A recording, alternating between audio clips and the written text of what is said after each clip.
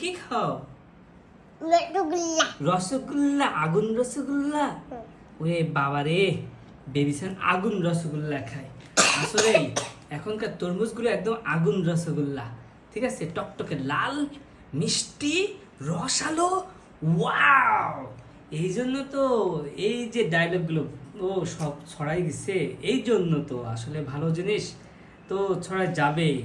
আসলে দেখো কত সুন্দর লাল টকটকে ফকফকি করছে। এই জন্য তো বেবি বেবি বলছে আগুন আগুন, ফায়ার সার্ভিস ফোন দাও, কল কল। এই কিরে কিরে, এই দেখো সে ফেলছে একদম, দেখো মৌমাছির মধু চলে আসছে, বুঝছো? এইভাবে খেতে হয়। খাও খাও খাও।